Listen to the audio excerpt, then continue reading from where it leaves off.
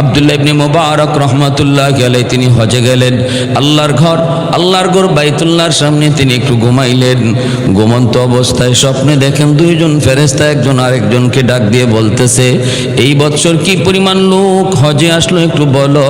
একজনে কয় 6 লক্ষ হাজি হজ করতে আসছে, আর একজনে কয় এর ভিতরে কয়জন মানুষের হজ কবুল হয়েছে, আর একজন কয় না 6 লক্ষ হাজির ভিতরে একজনের হজ কবুল হয় নাই, একজনের হজ কবুল হয় নাই। আব্দুল্লাহ ইবনে মুবারক রাহমাতুল্লাহি আলাইহি তিনি লাফ দিয়ে উঠে গেলেন।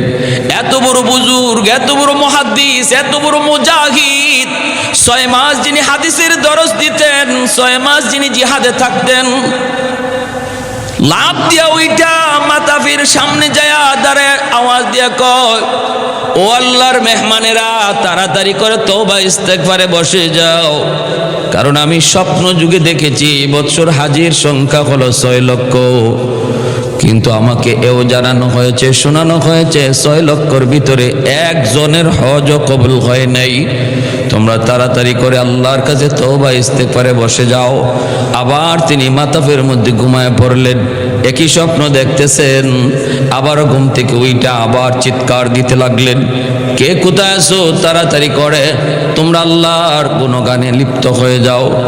আল্লাহ পাকের কাছ থেকে যদ্দূর জানলাম, যদ্দূর শুনলাম, কারো হজ কবুল হয় নাই। কারণ হজ কবুল হয় না নিয়তে যদি গরমিল থাকে। কেউ যদি মনে করে আমার হজ হাজি মানুষ নাম লাগানোর জন্য, আলহাজ লাগানোর জন্য, মানুষ আমাকে কি বলবে, এত পয়সা হয়েছে এখনো হজ করে না, হজ কবুল হবে? হারাম টাকা দিয়া যদি কেউ হজে যায় হজ কবুল হবে? হবে না। এজন্য কারো বুঝি হজ কবুল হয় নাই। তৃতীয়বার যখন তিনি ঘুমাইছেন তখন আবারও একই কথা স্বপ্নে দেখতেছেন। জিজ্ঞেস করলেন, একজন আরেকজনকে জিজ্ঞাসা, কারো হজকে কবুল হয়েছে? কয় না, কারো হয় নাই। তবে আল্লাহর একজন বান্দার খাতিরে আল্লাহ পাক 6 লক্ষ হাজির হজ আল্লাহ কবুল করে নিছে। কে গো সে কে? আব্দুল্লাহ ইবনে মুবারক ডাক দিয়া কয়, কে সে, কি তার পরিচয়? সে কি হজে আসছে? কয় না, সে হজই আসে নাই। সুবহানাল্লাহ, জোরে কোন না। সে হজই আসে নাই, অথচ তার উসিলায় হাজিদের হজ আল্লাহ কবুল করে। আব্দুল্লাহ ইবনে মুবারক কয়, নাম কি তার, বাড়ি কোথায়, তারে কি পাওয়া যাবে? কয় হ্যাঁ পাওয়া যাবে, তার বাড়ি হলো দামেস্ক। নাম কি তার? কয় নাম হলো আলী ইবনে মাফ। হযরত আব্দুল্লাহ ইবনে মুবারক তিনি আর দেরি করলেন না, সোজা তার খোঁজে দামেস্কে চলে গেলেন। দামেস্কে চলে গিয়া বাজার ঠিকানা সবকিছু তিনি স্বপ্ন যুগে লইলেন। মানুষকে জিজ্ঞেস করেন, আলী ইবনে মাফকে চিনুনি? মানুষে কয়, এই নামে যদি কোনো মানুষ থাকে সে তো সাধারণ একজন মানুষ। সামনে যায় দেখেন বাজারের এক কোনায় রাস্তায় বসে বসে মানুষের জুতা কালি করে।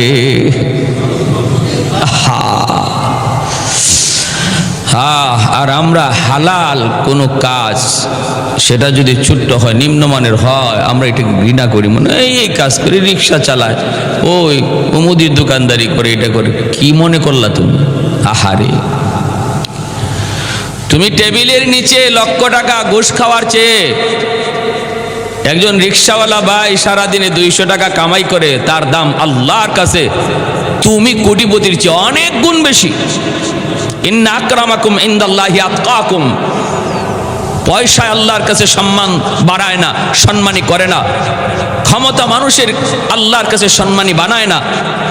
আল্লাহর কাছে সম্মানী হতে হয় তাকওয়ার দ্বারা, খোদা ভীরু দ্বারা। যে মানুষ হারাম খায় না, হালাল পথে চলে, কষ্ট হলো, আল্লাহ বলেন তার অন্তরে আমি আল্লাহর ভয়। আর সে মনে রাখবা তোমাদের মধ্যে সবচেয়ে সম্মানী মানুষ লোভ করে না হারামের দিকে। এই জন্য আমার নানা শ্বশুর আজকে দুনিয়াতে নাই, আমার শ্বশুরও তো নাই। এখানে বসে কতদিন বয়ান করলেন আমার শ্বশুর। আল্লাহ পাক দুজনকে জান্নাতের আলা মাকাম দান করুন। আমার নানা শ্বশুর যিনি ছিলেন 50 বছর বুখারী শরীফ শুধু পড়াইছেন। 50 বছর বুখারী পুরা মুখস্থ হয়ে গেছিল। আমি শেষ বয়সে আমার বিয়ের পরে 6 মাস পাইছি। ওই পাইছি যখন, তখন সব সময় হুঁশ থাকতো না, মাঝে মাঝে হুঁশ আসতো, আবার মাঝে মাঝে হুঁশ চলে যেত। যখনই হুঁশ আসতো তখনই বলতেন, ভাই আমি একটু সূরা ইউসুফের তফসিরটা করি, তুমি একটু সৈন্য দেখো আমার হয় কিনা। সূরা ইউসুফের তফসির কইয়া একটা আয়াত পড়ছেন, এরপরে ঘন্টা চইলা যায় খালি হাদিস পড়তেছেন, খালি হাদিস পড়তেছেন। মনে হইতেছে হাফেজ সাহেবরা যেভাবে কোরআন তেলাওয়াত করে এভাবে উনি হাদিস পড়তেন। মাঝে মাঝে নামাজে কোরআন তেলাওয়াত করতে যায় পেছ লাগে যেত, কোরআন তেলাওয়াতের ভিতরে হাদিস ঢুকে যেত, ওনার খবর হইতো না, খবরই থাকতো না, এত মুখস্থ ছিল হাদিস।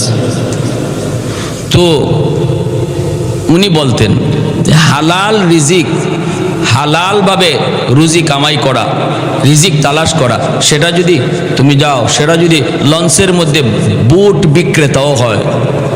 মাঝে মাঝে উনি করতেন, লঞ্চে বসছেন, দেখছেন একটা লোক বুট বেচতেছে, আনছেন ডাক দিয়ে, বাবা এইদিকে আসো। খুব মায়া করতেন তারে, খুব মায়া করতেন। বুট বেচে, চানাচুর বেচে, এই বেচে খুব মায়া, আসে আনতে, আনলে 10 টাকার আমার বুট দাও, 5 টাকার চানাচুর দাও। পাশে যারা থাকতো, দেখো দেখো তার এই কষ্ট করে এই যে রুজিটা করতেছে, এটা 100 বিন্দু পরিমাণ কোনো ভেজাল নাই, নির্ভেজাল হালাল টাকা।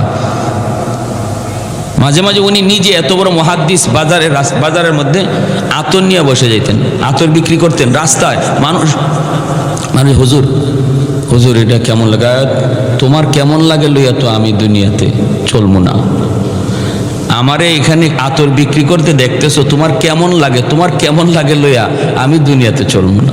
তুমি পোষাইলে আমার কাছে আতর নিবা, নিলে 10 টাকা দাও, আতর নিয়ে ভাগো। এই সে অবস্থা, তারা এইভাবে চলে গেছেন দুনিয়াতে। তো উনি বলেন যে গিয়া দেখেন যে এরকম মুচি, কি ভাই আমি তোমার মেহমান হতে পারি, কে আপনি? বলে আমি আব্দুল্লাহ ইবনে মুবারক। এই লোক তো অবাক হয়ে গেছে, আল্লাহু আকবার, আপনি জগতের বর্তমান জমানার সবচেয়ে বড় মুহাদ্দিস, আমার কপাল, আমার ভাগ্য, আপনি এখানে। বলে চলেন আপনাকে মেহমানদারি করব। তারপরে বলতেছেন যে ভাই তোমার এমন কি আমল আছে একটু কও। কি সে? তুমি হজে যাও নাই, কিন্তু তোমার উসিলায় 6 লক্ষ হাজির হজ আল্লাহ কবুল করছে। ঘটনা কি? সে সেজদায় পড়ে আল্লাহর কাছে কাঁদতে শুরু করছে। আলী ইবনে মুআফ আল্লাহর কাছে কাঁদতেছে সেজদায় পড়ে, আর বলতেছে যে আমার তেমন কোনো আমল নাই, তবে আমি আমার এই কর্ম থেকে কিছু টাকা জমাইছিলাম আমি হজে যাওয়ার নিয়তে। আজকে কয়েক বৎসর যাবত একটা থলিতে, আমি যখন ওই থলিতে টাকা জমাইছি হজে যাব, তো একদিন আমার বিবি সাহেবের এরকমভাবে গোশত খাওয়ার খুব প্রয়োজন, গোশত খাওয়ার খুব ইচ্ছা জাগছে, কিছু নাই ঘরে। তো আমি পাশের বাড়িতে একটু গোশত আনার জন্য গেলাম, ঘ্রাণ পাইলাম ওই বাড়িতে গোশত রান্না হয়েছে। গিয়ে ওই মহিলাকে বললাম, মাগো একটু গোশত দিবা, আমার বিবি খাইতে চায়। তখন ওই ঘর থেকে মহিলা কান্দে আর বলে, এই গোশত তোমার জন্য হালাল নয়, এই গোশত শুধু আমার জন্যই হালাল। কেন? আমার ঘরে আজকে অনেকগুলি এতিম, বাবা তাদের নাই, কয়েকদিন যাবত উপবাস, বাচ্চাগুলি পেটের ক্ষুধায় একদম কাতর হয়ে বিছানায় পড়ে গেছে। নিরুপায় হয়ে আমি এর ঘর থেকে বের হইয়া ওই হাওরে যাইয়া একটা মরা গরু পাইয়া, মরা গরুর গোশত কাইটা, যান বাঁচানোর জন্য যেহেতু মরা গরু গোশত খাওয়া যায়, এজন্য ওই গোশতটা না পাকাইছি। এটা শুধু আমার আর আমার এতিম বাচ্চাদের জন্যই সেটা হালাল, তোমার জন্য হালাল নয়। এতটুকু শোনার পর আমার চোখ দিয়ে দর দর করে পানি পড়ে, দৌড়ে ঘরে আসলাম। আইসে যে টাকা জমাইছিলাম হজে যাওয়ার জন্য, এই টাকাটাই আমি পুরাটাই এতিমকে দান করে দিলাম।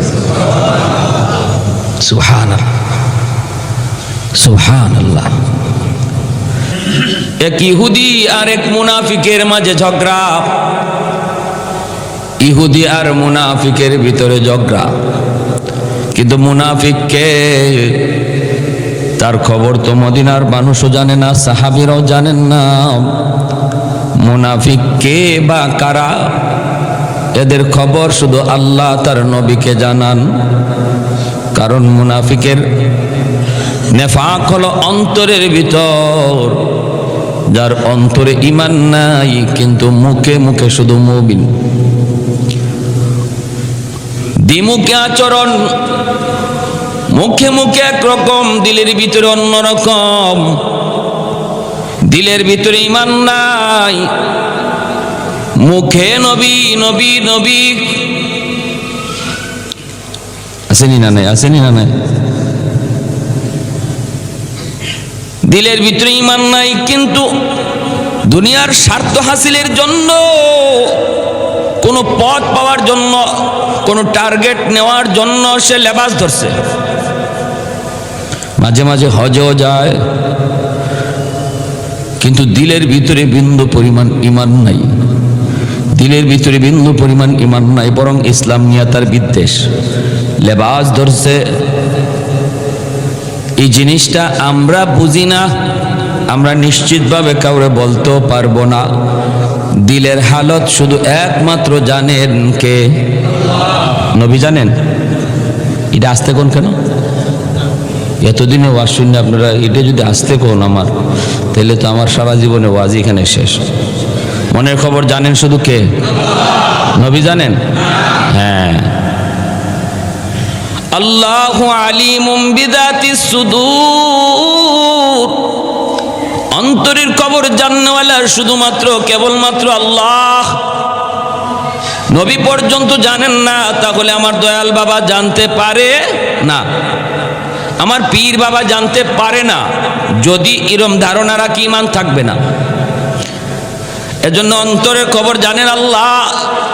আল্লাহ শুধু তার হাবিবকে জানাইয়া দিতেন, বন্ধু অমুক লোকটা তোমার সামনে এসে হাত জোর করে দাঁড়ায়, নবী নবী করে তোমাকে জান দেয়, কিন্তু আমি আল্লাহ জানাইয়া দিলাম তার অন্তরে ঈমান নাই, সে মুনাফিক। মায়ার নবীও তার নামটা চিনে নিতেন, তারে চিনে নিতেন। জিব্রাইল মারফতে নবীকে জানানোর পর নবী চিনে নিতেন। এই কথাটা আল্লাহর নবী কাউকে বলতেন না। ও যে মুনাফিক, নবী তার সাহাবীদেরকে বলতেন না, কিন্তু নবী জানতেন ঠিকই। একমাত্র একজন সাহাবীর কাছে মায়ার নবী ইন্তেকালের আগে নবী ওই মুনাফিকদের তালিকা তিনি একজন সাহাবীর হাতে দিয়ে গেছিলেন, আর বলেছিলেন, তুমিও কারো কাছে বলবা না, তুমিও কারো কাছে বলবা না, শুধুমাত্র ইন্তেকাল যদি হয় ওদের কেউ ইমানদার মুমিনকে বলবা, যেন জানাজায় শরীক না হয়। শুধু এতটুকু, কারণ এর আগে যদি বলো বিপদ হতে পারে, হামলা হতে পারে, তার কেউ ক্ষতি করতে পারে। যাহারে বেঈমানের বেঈমানি, এত বড় বেঈমান, এ আমাদের সাথে থাইকা বেঈমানি করে। না না, আল্লাহর নবী, দরদ নবী, মানবতার নবী, কি মানবতা শিখায় গেছেন। দুশ্মন পাশে বসে দুশ্মনী করে, এরপরও আল্লাহর নবী তার কোনো ক্ষতি করেন না, তার সাথে কোনো উচ্চ বাক্য করেন না, সতর্ক থাকেন। যেরকম সুবহানাল্লাহ। কি মানবতা শিখাইবা তোমরা? তোমরা কি দেখাবা, কি শিখাবা? শিখে যাও ইসলাম থেকে মানবতা কাকে বলে।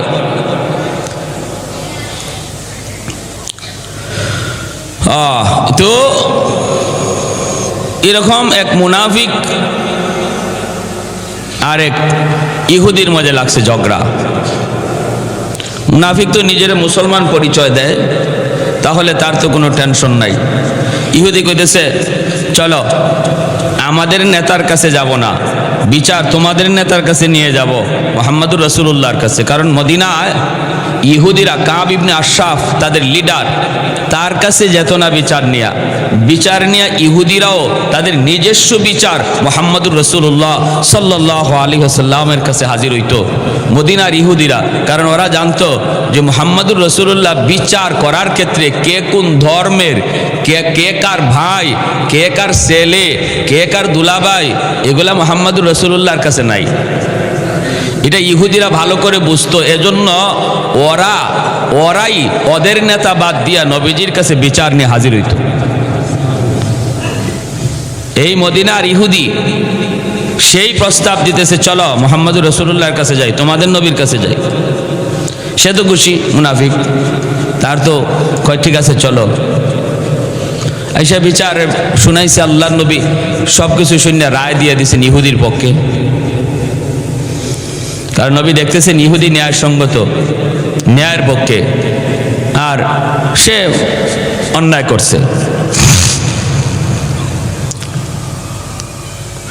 ওই সময়টা তো এই লোকটা যে মুনাফিক এটা আল্লাহ নবী জানেন না। তখনও এই লোকটা যে মুনাফিক আল্লাহ নবী জানেন না, মানে আল্লাহ জানান নাই। নবী তখনও জানতেন, নবীর সাহাবী তখনও নবী জানতেন উনি মুসলমান আর ইনি ইহুদি, একজন সাহাবী আর একজন ইহুদি, নবী তাই জানতেন। এ সত্য নবীজি বিচারের রায় দিলেন ইহুদির পক্ষে আর সাহাবীর বিপক্ষে।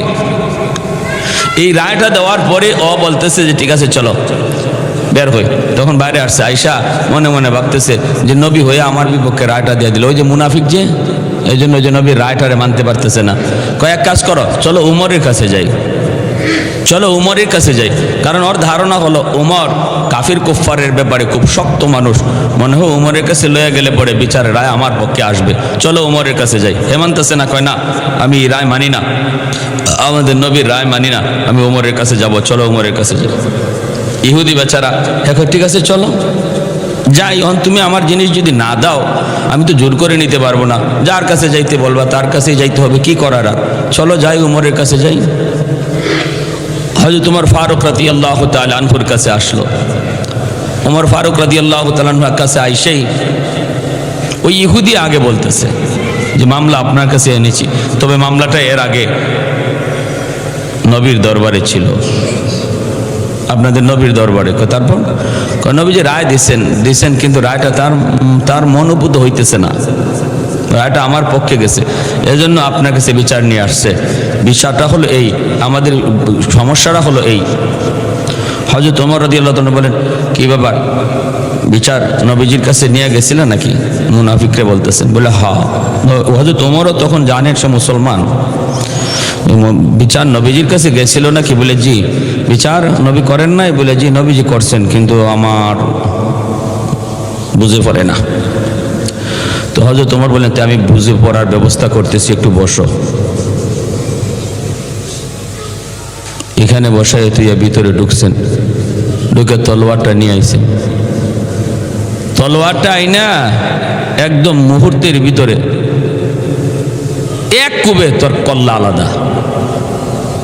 আর শুধু এতটুকু বলছেন মুহাম্মদুর রাসূলুল্লাহ সাল্লাল্লাহু আলাইহি ওয়াসাল্লাম রহমতের নবীর বিচার যে মানতে পারে না তার বিচার এটাই উত্তম, এই বলে খতম শেষ। এখন তার আত্মীয় স্বজন যারা আছিল সব নবীজির কাছে বিচার নিয়ে আসছে। ওমর মুসলমানকে হত্যা করছে, জটিল মামলা, নবীর আদালতে হযরত ওমর খুনি, ওমরের বিরুদ্ধে খুনের মামলা। এত বড় জলিলুল কদর সাহাবী, আল্লাহর নবী চিন্তায় পড়ে গেলেন। শরীয়তের বিধি মোতাবেক খুনের বদলা খুন, আল কাতলু বিল কাতল, কেউ যদি কাউকে খুন করে তার বদলে তার খুন করতে হবে। তাহলে এটা কোরআনের আইন। হযরত ওমর ফারুক রাদিয়াল্লাহু তাআলা আনহুর বিরুদ্ধে রায় তো এমনই হবে। নবী চিন্তায় পড়ে গেছেন, মদিনার সমস্ত মানুষ চিন্তায় পড়ে গেল, এখন কি হবে। ওমর আল্লাহর কাছে ফয়সালা চাইলেন, আল্লাহ তুমি উত্তম ফয়সালাকারী, তুমি উত্তম ফয়সালা করো। আমি এটা বুঝছি আমার নবীর বিচার যে মানতে পারে না তার বিচার এর চেয়ে ভালো হওয়ার কোনো আশা করা যায় না।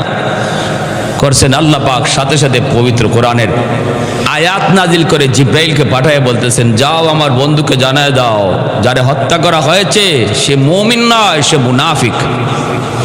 আল্লাহ পরিচয় দিয়ে দিচ্ছেন আর বলতেছেন উমরের বিচার যা করেছে এই বিচারের পক্ষে আল্লাহর রায় আছে। যেরকম সুবহানাল্লাহ, ওমর যে সিদ্ধান্ত নিয়েছে আল্লাহও তার একই সিদ্ধান্তে রাজি। এজন্য পবিত্র কোরআনের প্রায় 20-এরও উপরে অনেক জায়গায় 21 থেকে 27টা জায়গায় হযরত ওমর ফারুক রাদিয়াল্লাহু তাআলা আনহু তিনি যে রায় দিয়েছেন আরশের মালিক তিনি ওই রায় দিয়েছেন। সুবহানাল্লাহ, 1-2 জায়গা নয়।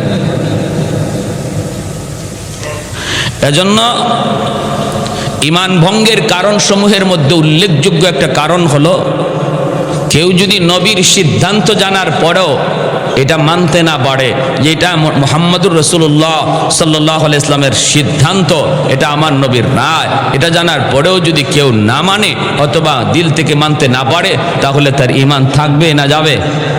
ঈমান চলে যাবে, ঈমান চলে যাবে, ঈমান থাকবে না।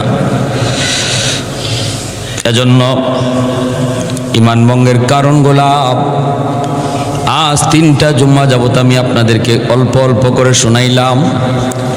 এর মধ্যে উল্লেখযোগ্য আরেকটা কারণ হলো কোনো মানুষকে কেউ যদি শরীয়তের ঊর্ধ্বে মনে করে, কোনো মানুষকে কেউ যদি শরীয়তের ঊর্ধ্বে মনে করে তাহলে তার ঈমান থাকে না, যায়, চলে যায়। সে যত বড় বুজুর্গ হোক, যত বড় আল্লাহওয়ালা হোক, সে যত বড় পীর হোক, যত বড় কুতুব হোক, আমার দৃষ্টিতে আমার পীর যত বড় কুতুব হোক, যদি আমি বলি আমার পীরের শরীয়ত লাগে না, তিনি শরীয়তের ঊর্ধ্বে,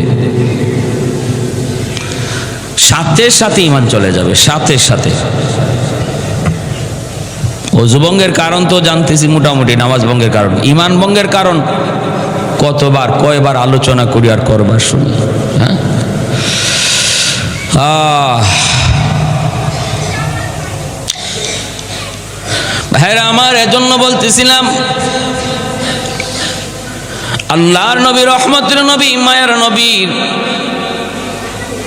আল্লাহ নবী, রহমতের নবী, মায়ার নবীর যে সিদ্ধান্তগুলা, নবীজির যেই মত, এই মতটাকে নিজের মত মনে করা, নবীর পথটারে নিজের পথ মনে করা, নবীর তরিকাকে নিজের তরিকা মনে করা, নবীর তরিকার চেয়ে অন্য কোনো তরিকাকে যদি আমি বেশি পছন্দ দেই, নবীর তরিকার চেয়ে অন্য কোনো তরিকাকে যদি আমি বেশি দিলে জায়গা দিই, তাহলে ঈমান খতরার ভিতরে আছে, প্রচন্ডভাবে খতরার ভিতরে আছে।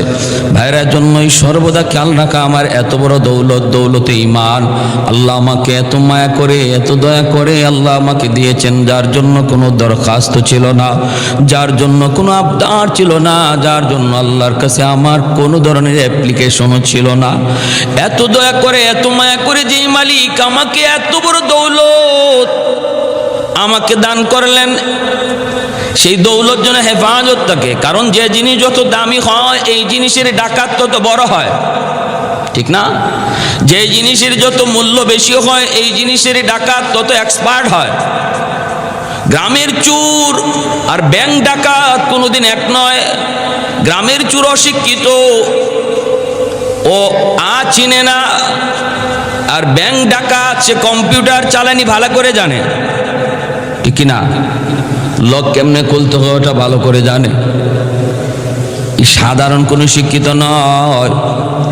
এজন্য যে জিনিস যত দামি হয়, এই জিনিসের ডাকাত তত বড় হয়, এই জিনিসের চোর তত অভিজ্ঞ হয়।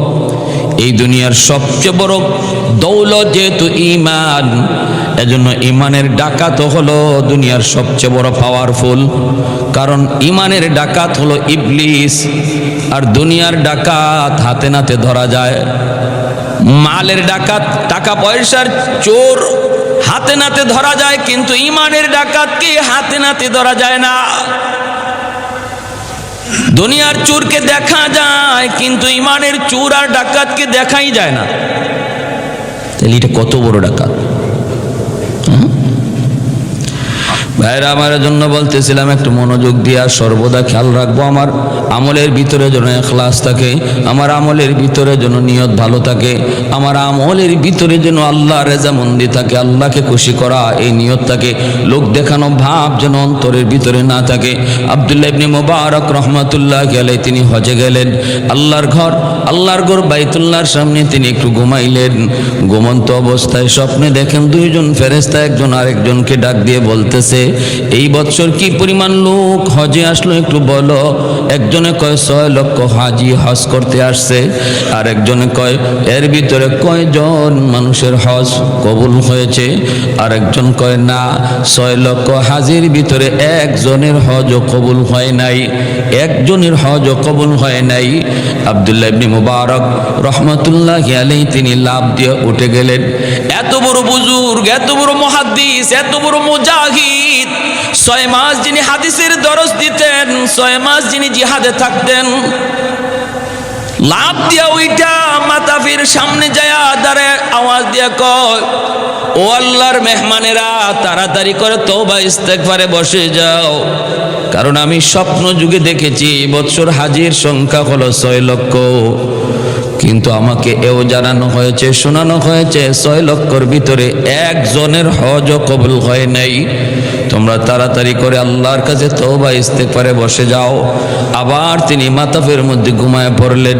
একই স্বপ্ন দেখতেছেন, আবারও ঘুম থেকে উইটা আবার চিৎকার দিতে লাগলেন, কে কোথায় আছো, তাড়াতাড়ি করে তোমরা আল্লাহর গুণগানে লিপ্ত হয়ে যাও। আল্লাহ পাকের কাছ থেকে যদ্দূর জানলাম, যদ্দূর শুনলাম, কারো হজ কবুল হয় নাই। কারণ হজ কবুল হয় না নিয়তে যদি গরমিল থাকে। কেউ যদি মনে করে আমার হজ হাজি মানুষ নাম লাগানোর জন্য, আলহাজ লাগানোর জন্য, মানুষ আমাকে কি বলবে, এত পয়সা হয়েছে এখনো হজ করে না, হজ কবুল হবে? হারাম টাকা দিয়া যদি কেউ হজে যায় হজ কবুল হবে? হবে না। এজন্য কারো বুঝি হজ কবুল হয় নাই। তৃতীয়বার যখন তিনি ঘুমাইছেন তখন আবারও একই কথা স্বপ্নে দেখতেছেন। জিজ্ঞেস করলেন, একজন আরেকজনকে জিজ্ঞাসা, কারো হজকে কবুল হয়েছে? কয় না, কারো হয় নাই। তবে আল্লাহর একজন বান্দার খাতিরে আল্লাহ পাক 6 লক্ষ হাজির হজ আল্লাহ কবুল করে নিছে। কে গো সে কে? আব্দুল্লাহ ইবনে মুবারক ডাক দিয়া কয়, কে সে, কি তার পরিচয়? সে কি হজে আসছে? কয় না, সে হজই আসে নাই। সুবহানাল্লাহ, জোরে কোন না। সে হজই আসে নাই, অথচ তার উসিলায় হাজিদের হজ আল্লাহ কবুল করে। আব্দুল্লাহ ইবনে মুবারক কয়, নাম কি তার? বাড়ি কোথায়? তারে কি পাওয়া যাবে? কয় হ্যাঁ পাওয়া যাবে, তার বাড়ি হলো দামেস্ক। নাম কি তার? কয় নাম হলো আলী ইবনে মাফ। হযরত আব্দুল্লাহ ইবনে মুবারক তিনি আর দেরি করলেন না, সোজা তার খোঁজে দামেস্কে চলে গেলেন। দামেস্কে চলে গিয়া বাজার ঠিকানা সবকিছু তিনি স্বপ্ন যুগে লইলেন। মানুষকে জিজ্ঞেস করেন, আলী ইবনে মাফকে চিনুনি? মানুষে কয়, এই নামে যদি কোনো মানুষ থাকে সে তো সাধারণ একজন মানুষ।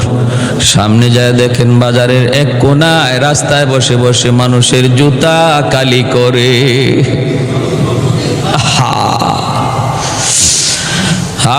আর আমরা হালাল কোনো কাজ, সেটা যদি ছোট্ট হয়, নিম্নমানের হয়, আমরা এটাকে ঘৃণা করি। মনে এই কাজ করে, রিক্সা চালায়, ওই মুদির দোকানদারি করে, এটা করে। কি মনে করলা তুমি?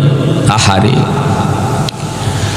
তুমি টেবিলের নিচে লক্ষ টাকা ঘুষ খাওয়ার চেয়ে একজন রিক্সাওয়ালা ভাই সারাদিনে 200 টাকা কামাই করে, তার দাম আল্লাহর কাছে তুমি কোটিপতির চেয়ে অনেক গুণ বেশি। ইন্না আকরামাকুম ইনদাল্লাহি আতকাকুম। পয়সায় আল্লাহর কাছে সম্মান বাড়ায় না, সম্মানী করে না। ক্ষমতা মানুষের আল্লাহর কাছে সম্মানী বানায় না। আল্লাহর কাছে সম্মানী হতে হয় তাকওয়ার দ্বারা, খোদা ভীরু দ্বারা। যে মানুষ হারাম খায় না, হালাল পথে চলে, কষ্ট হলো, আল্লাহ বলেন তার অন্তরে আমি আল্লাহর ভয়। আর সে মনে রাখবা তোমাদের মধ্যে সবচেয়ে সম্মানী মানুষ লোভ করে না হারামের দিকে। এই জন্য আমার নানা শ্বশুর আজকে দুনিয়াতে নাই, আমার শ্বশুরও তো নাই। এখানে বসে কতদিন বয়ান করলেন আমার শ্বশুর। আল্লাহ পাক দুজনকে জান্নাতের আলা মাকাম দান করুন। আমার নানা শ্বশুর যিনি ছিলেন 50 বছর বুখারী শরীফ শুধু পড়াইছেন। 50 বছর বুখারী পুরা মুখস্থ হয়ে গেছিল। আমি শেষ বয়সে আমার বিয়ের পরে 6 মাস পাইছি। ওই পাইছি যখন, তখন সব সময় হুঁশ থাকতো না, মাঝে মাঝে হুঁশ আসতো, আবার মাঝে মাঝে হুঁশ চলে যেত। যখনই হুঁশ আসতো তখনই বলতেন, ভাই আমি একটু সূরা ইউসুফের তফসিরটা করি, তুমি একটু সৈন্য দেখো আমার হয় কিনা। সূরা ইউসুফের তফসির কইয়া একটা আয়াত পড়ছেন, এরপরে ঘন্টা চইলা যায় খালি হাদিস পড়তেছেন, খালি হাদিস পড়তেছেন। মনে হইতেছে হাফেজ সাহেবরা যেভাবে কোরআন তেলাওয়াত করে এভাবে উনি হাদিস পড়তেন। মাঝে মাঝে নামাজে কোরআন তেলাওয়াত করতে যায় পেছ লাগে যেত, কোরআন তেলাওয়াতের ভিতরে হাদিস ঢুকে যেত, ওনার খবর হইতো না, খবরই থাকতো না, এত মুখস্থ ছিল হাদিস। তো উনি বলতেন যে হালাল রিজিক, হালালভাবে রুজি কামাই করা, রিজিক তালাশ করা, সেটা যদি তুমি যাও, সেটা যদি লঞ্চের মধ্যে বুট বিক্রেতাও হয়। মাঝে মাঝে উনি করতেন, লঞ্চে বসছেন, দেখছেন একটা লোক বুট বেচতেছে, আনছেন ডাক দিয়ে, বাবা এদিকে আসো। খুব মায়া করতেন তারে, খুব মায়া করতেন। বুট বেচে, চানাচুর বেচে, এই বেচে, খুব মায়া। আসে আনতে, 10 টাকার আমার বুট দাও। 5 টাকার চানাচুর দাও। পাশে যারা থাকতো, দেখো দেখো তার এই কষ্ট করে এই যে রুজিটা করতেছে, এটা 100 বিন্দু পরিমাণ কোনো ভেজাল নাই, নির্ভেজাল হালাল টাকা। মাঝে মাঝে উনি নিজে এত বড় মুহাদ্দিস, বাজারের মধ্যে আতর নিয়ে বসে যেতেন, আতর বিক্রি করতেন রাস্তায়। মানুষ হুজুর হুজুর এটা কেমন লাগে, তোমার কেমন লাগে লইয়া তো আমি দুনিয়াতে চলবো না। আমারে এখানে আতর বিক্রি করতে দেখতেছো, তোমার কেমন লাগে, তোমার কেমন লাগে লইয়া আমি দুনিয়াতে চলবো না। তুমি পোষাইলে আমার কাছে আতর নিবা, নিলে 10 টাকা দাও, আতর নিয়ে ভাগো। এই সে অবস্থা, তারা এইভাবে চলে গেছেন দুনিয়াতে। তো উনি বলেন যে গিয়া দেখেন যে এরকম মুচি। কি ভাই, আমি তোমার মেহমান হতে পারি? কে আপনি? বলে আমি আব্দুল্লাহ ইবনে মুবারক। এই লোক তো অবাক হয়ে গেছে, আল্লাহু আকবার, আপনি জগতের বর্তমান জমানার সবচেয়ে বড় মুহাদ্দিস, আমার কপাল, আমার ভাগ্য, আপনি এখানে। বলে চলেন আপনাকে মেহমানদারি করব। তারপরে বলতেছেন যে ভাই তোমার এমন কি আমল আছে একটু কও। কি সে? তুমি হজে যাও নাই, কিন্তু তোমার উসিলায় 6 লক্ষ হাজির হজ আল্লাহ কবুল করছে। ঘটনা কি? সে সেজদায় পড়ে আল্লাহর কাছে কাঁদতে শুরু করছে। আলী মাফ, আল্লাহর কাছে কাঁদতেছে সেজদায় পড়ে, আর বলতেছে যে আমার তেমন কোনো আমল নাই, তবে আমি আমার এই কর্ম থেকে কিছু টাকা জমাইছিলাম আমি হজে যাওয়ার নিয়তে। আজকে কয়েক বৎসর যাবত একটা থলিতে, আমি যখন ওই থলিতে টাকা জমাইছি হজে যাব, তো একদিন আমার বিবি সাহেবের এরকমভাবে গোশত খাওয়ার খুব প্রয়োজন, গোশত খাওয়ার খুব ইচ্ছা জাগছে, কিছু নাই ঘরে। তো আমি পাশের বাড়িতে একটু গোশত আনার জন্য গেলাম, ঘ্রাণ পাইলাম, ওই বাড়িতে গোশত রান্না হয়েছে। গিয়ে ওই মহিলাকে বললাম, মাগো একটু গোশত দিবা, আমার বিবি খাইতে চায়।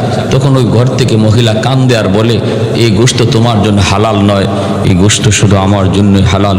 কেন? আমার ঘরে আজকে অনেকগুলি এতিম, বাবা তাদের নাই, কয়েকদিন যাবৎ উপবাস, বাচ্চাগুলি পেটের ক্ষুধায় একদম কাতর হয়ে বিছানায় পড়ে গেছে। নিরুপায় হয়ে আমি ঘর থেকে বের হইয়া ওই হাওরে যাইয়া একটা মরা গরু পাইয়া, মরা গরুর গোশত কাইটা, যান বাঁচানোর জন্য যেহেতু মরা গরু গোশত খাওয়া যায়, এজন্য ওই গোশতটা না পাকাইছি। এটা শুধু আমার আর আমার এতিম বাচ্চাদের জন্যই সেটা হালাল, তোমার জন্য হালাল নয়। এতটুকু শোনার পর আমার চোখ দিয়ে দর দর করে পানি পড়ে, দৌড়ে ঘরে আসলাম। আইসে যে টাকা জমাইছিলাম হজে যাওয়ার জন্য, এই টাকাটাই আমি পুরাটাই এতিমকে দান করে দিলাম। সুবহানাল্লাহ, সুবহানাল্লাহ। এজন্যই মুহাদ্দিসিনে কেরাম বলেন, যার উপরে একবার হজ ফরজ হয়েছে তার উত্তম একবারই করা, এরপরে বারবার উমরায় যাওয়া। বাকি এরপরে যদি তোমার টাকা থাকে, ওই হজে যাওয়ার টাকাটা যদি কোনো এতিমকে সাহায্য করো বা এতিমকে দেখাশোনা করো, এটা আল্লাহর কাছে অধিক প্রিয় হয়। মানুষের সেবায় যদি টাকাটা ব্যয় হয়, টাকাটা যদি ব্যয় হয়, প্যারে হাদিরিন, এজন্য বলতেছি আমার ঈমান তখনই মজবুত থাকবে যখন আমলের মধ্যে ইখলাস থাকবে। আমলের মধ্যে যখন ইখলাস থাকবে তখনই আমার ঈমানটা মজবুত হবে। আল্লাহ আমাদের সবাইকে অল্প কথাগুলো আমল করার তৌফিক দান করুন। ওয়া আখির দাওয়ানা আলহামদুলিল্লাহি রাব্বিল আলামিন। যারা সুন্নাত পড়ি নাই 4 রাকাত ক্বাবলাল